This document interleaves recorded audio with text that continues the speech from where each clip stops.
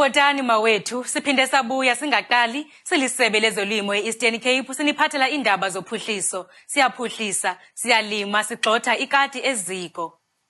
Njengenxalenye yenzame zesebe lezolimo eziqhubayo zokuxhasa amafama asakhasayo kunye nosomashishini ukuba athathe inxaxheba kwikhonkco loshishino nezamaxabiso kwezolimo. Isebe linikezele ngesilarha esinezixhobo zodidi oluphezulu e-Stakes Room. Olutyalo-mali lweziseko ezingundoqo lujolise ekwandiseni amaxabiso emveliso kwanokuqinisekisa ukuba abavelisi basemaphandleni bangenela ukhuphiswano kwiimarike zorhwebo ngokusesikweni. Ngumnqweno wesebe lezolimo ukuba inyama ithengiswe kwiindawo ezinje kwiphondo jikelele.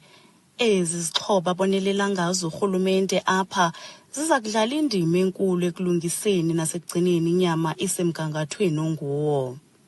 I-abattoir siyakhelwe, sayinikelwa izixhobo zayo ne. Igani, okay, first of all, inkomo kayingene, igani yodubula laa nkomo sizinikiwe.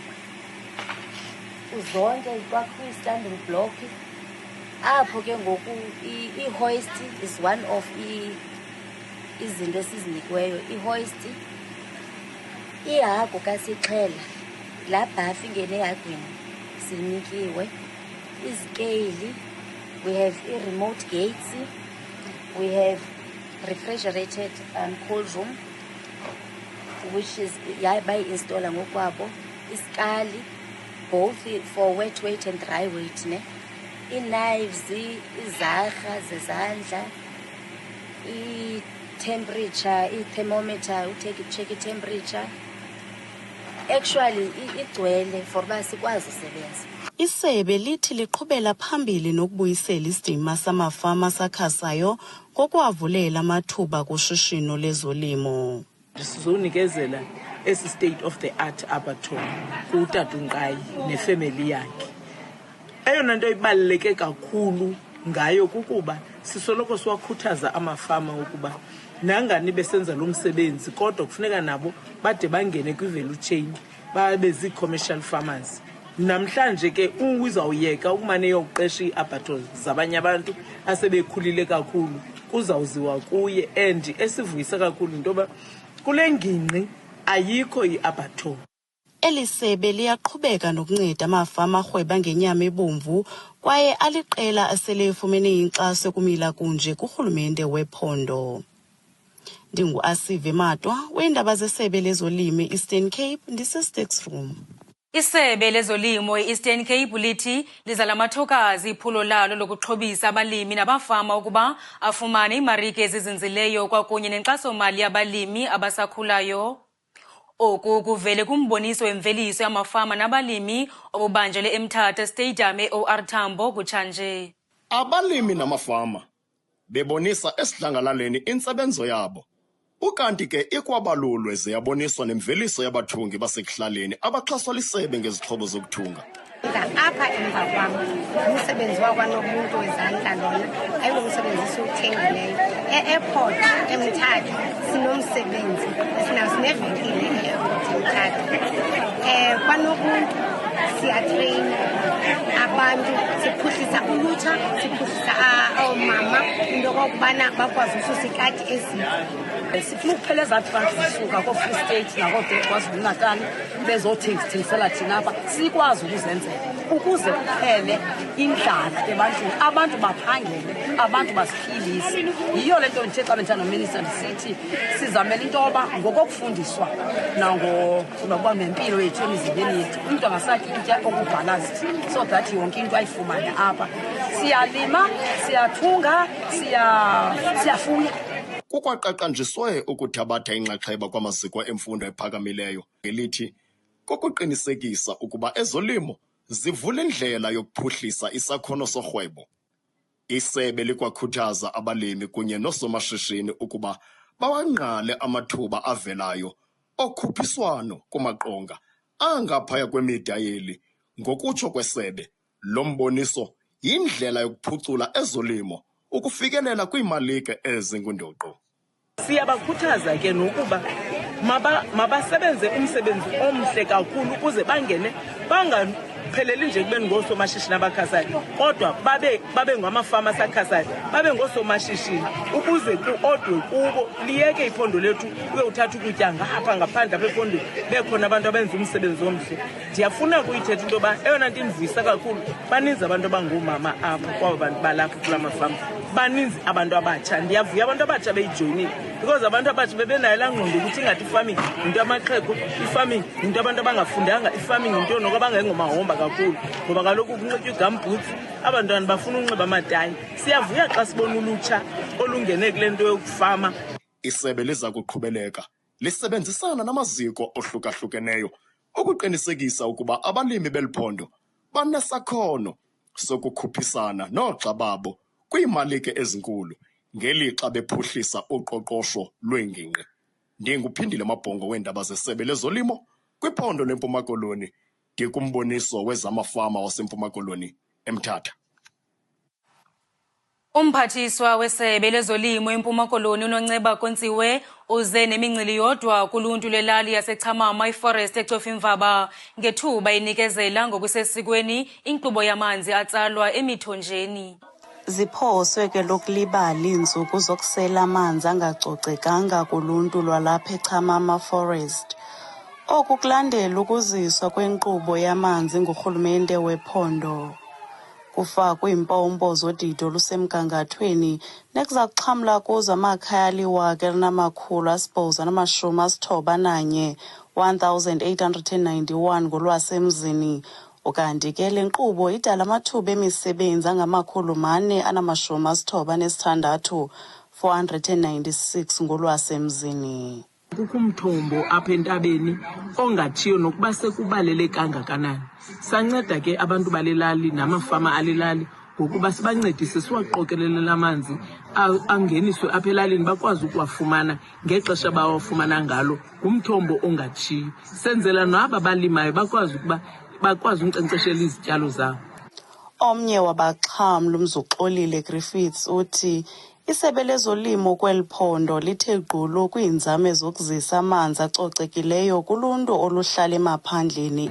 Ngoku utshintsho lukhona kakhulu ngoba amanzi akufutshane ebantwini nabantu abakhubazekileyo bafumana kufutshane. Noomama bayakwazi ukuthatha amapheli bokukha amanzi bahlambile ekhayeni ngoba iidepsi zona zifutshane ekhayeni. So yenze utshintsho kakhulu le nkqubo le. Mphathiswa wesebe lezolimo uNonceba Kontsiwe uthi le projekthi iyinxalenye yezili-10 zamanzi omthombo eziphunyeziweyo lisebe lezolimo kwizithili ezi-5 kunyaka-mali ka-2024-2025. Kwiindaba zesebe lezolimo e-Eastern Cape, ndingu-Asive Madwa, eCofimvaba. Ulutsha lunaso isakhono esiyiso sokuthatha inxaxheba emandla kushishino lwezolimo. Isebe lezolimo kwiphondo lizimisele ukuluxhasa olulutsha kwiinzame zokwenza imveliso kumgangatho wemalike. Intatheli yethu Thabang Rankhodu ikhe yandwendwela amanye alamaphulo eMount Elief naseNgcobo nathe axhamla kwinkxaso yesebe lezolimo kwiphondo e-Eastern Cape. Batjha ba province ke ditho tse felletseng tsa indasteri ya temo e lelekang bofuma malapeng a bona le ho fokotsa palo ya batjha ba phelang ka dithethefatsi provinceng eo. Siqale kancinci but now imarket yethu iyakhula. The time isiqala besizithengisela estradweni la besivuna ikhaphetshu sifake ku-wheelbarrows sijikeleze around the town, sisupply also nezikolo ezilapha ekuhlaleni sithengise ekuhlaleni. But now ibhizinesi iya ikhula ngoba ngosesakwazi basifumana orders. Umzekelo ispinach sethu siyasisa kwaBoxer, uBoxer waseMount Elief uyathenga ukuthi ispinach. Ndiye ndisupply ke o ishops ezizilapha kuthi eNgcobo, oSpar, oSparks, noSpar eKhowa ne-community ke siyancedana ne-shops ezilapha around i-community. Ntle ho pelaelo, tshehetso ya lekala la temo le sepheo sa lona ke ho fa batjha ditsebo le disebediswa tsa ho hlahisa ntshetsopele ya temo. They supply us with i-chemicals ukuspraya ukuthi sikhusele izityalo zethu kuma-pests. Basifundisa nje nokuninzi kakhulu, sometimes randomly siphiwe ama-fertilizers, izithole Also, they link us to markets ezingathi supply. Bayeza or very often bazokwenza i-site visit and then bayasupporta kakhulu ngoba bayazinikeza ingcebiso apho ndiye ndibaxelele khona into yobana ndine-challenges phi. Bahlankana le barwetsana ba tshepa hore haufinyana dihlahiswa tsa bona di tla qothisana lehlokwa le tse ding tsa boleng bo hodimo mmarakeng. Sena se tla thusa ho thibela ho falla ka bongata ha batjha ho ya ditoropong ho ya batla menyetla ya mesebetsi. Ndinabantu abayi-6 which is 3 women and then ndibe nabantu abangobhuti abathathu nabo ngoba ke kakhulu ndizama ukhuthaza abantu abangosisi uba bangene kwi-agriculture, hence ndimixile. Bantu abatsha, there's this huge gap kwi-farming okufuneka sivale. If umuntu omtsha everyone angaphakama alime sipartnerishe and everything, I believe basingayi-occupy i-market yase-Eastern Cape. Merero ena e bontsha ka ho hlaka hore ha batjha ba tswela pele ho fumana tshehetso e nepahetseng ba na le monyetla wa ho netefatsa hore indasteri ya temo e se ke ya ba ntho ya maqheku fela empa e le letlotlo le bokamoso. Ditabeng tsa Lefapha la Temo la Eastern Cape ke Thabang Rankgodu, Mount Elif. Kumhlaba ochumileyo ovelisa iziqhamo kumaphandle e-Eastern Cape, ibali lefama ivelisa iziqhamo zasebusika liyinkuthazo hayi kumafama ephondo kuphela koko libhongo kumhlaba wonke jikelele. Ifama iRipleymead kumboniso omhle ukupakishwa kweziqhamo ngokomgangatho wehlabathi. Konke oku luphawu lokukhula komsebenzi nekamva eliqaqambileyo kwezolimo kweliphondo. For generations, the soil of the Eastern Cape has given life to some of the finest produce in South Africa. This is the story of 3 farms, one world-class pack house and a community breaking into global markets. Welcome to Ripplemead, a 55 million rands pack house built on a vision of black farming excellence.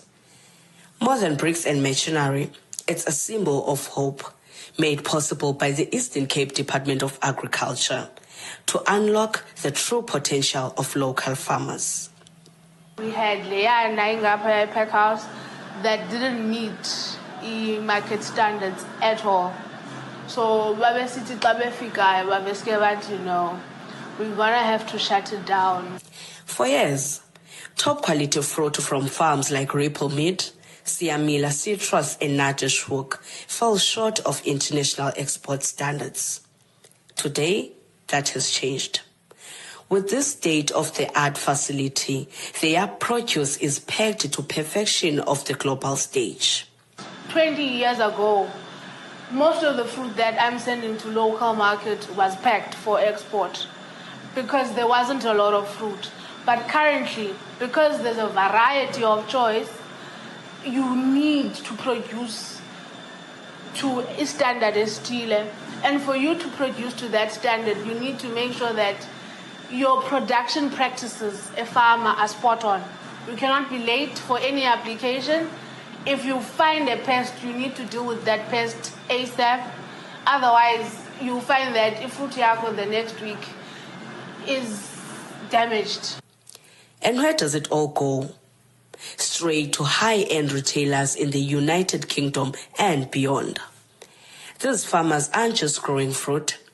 They are cultivating a new future and helping grow South Africa's economy, creating hundreds of jobs, building new skills and opening doors for the next generation of agricultural leaders.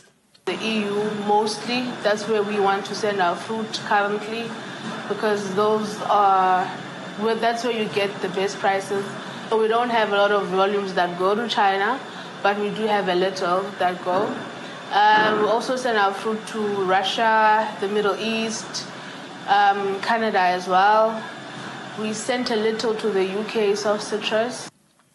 From Eastern Cape soil to the world's shelves, Ripplemead is living proof. With vision, support and determination, the future of farming here is brighter than ever. Reporting live from the fertile soul of Amatole District, I am Linati Myobe for the Eastern Cape Department of Agriculture News. Kukangako ke mawethu siyazisonga ezolusuku sakuphinde sidibane kwakhona kwixa elizayo xa siniphathele indaba zesebe lezolimo e-Eastern Cape. Nibe nosuku oluhle.